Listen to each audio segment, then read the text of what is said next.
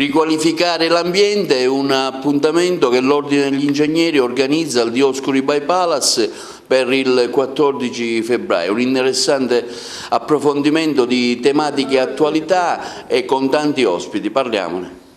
Allora, il 14 febbraio è solo la giornata di apertura di questo ciclo di seminari, perché poi ci saranno 7 seminari che verranno svolti presso l'Ordine degli Ingegneri della provincia di Agrigento e quindi è la sede di via Gaglio. Un seminario che è diviso in 2 moduli, un modulo strutture e un modulo energia. E tutto parte dalle nuove esigenze del territorio, che sono quelle della riqualificazione degli edifici esistenti, problematica di cui l'Ordine si è occupato già in passato, avendo organizzato altri corsi e seminari, dalle opportunità che ci sono oggi di ecobonus, sisma bonus e bonus di facciate, che rendono appetibile la ristrutturazione degli edifici esistenti, e dalle nuove norme che riguardano l'urbanistica nella regione siciliana, dove si parla di consumo di suolo zero. È necessario, insomma, ristrutturare gli edifici esistenti. Noi lo faremo cercando di formare al meglio i tecnici che sono gli ingegneri, ma il corso è aperto anche a geometri, alle altre categorie di architetti e alle altre categorie professionali.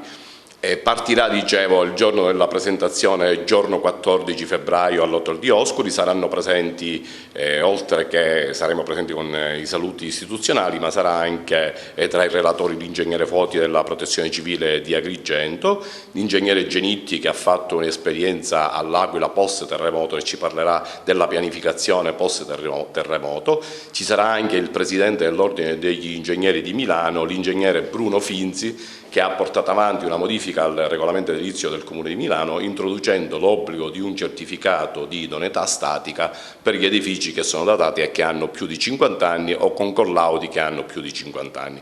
Insomma, un corso e un ciclo di seminari che vuole formare i tecnici liberi professionisti in maniera tale da poter ristrutturare al meglio il patrimonio edilizio esistente, quindi i nostri centri storici ne abbiamo tanto bisogno. E con gli altri brevemente?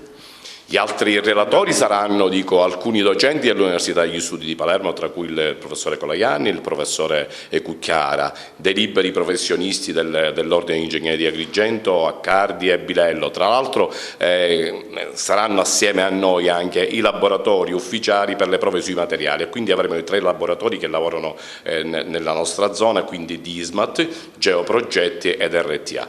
Faranno delle prove pratiche e ci saranno degli esempi concreti di altre attività svolte per recupero del patrimonio edilizio esistente nel nostro territorio.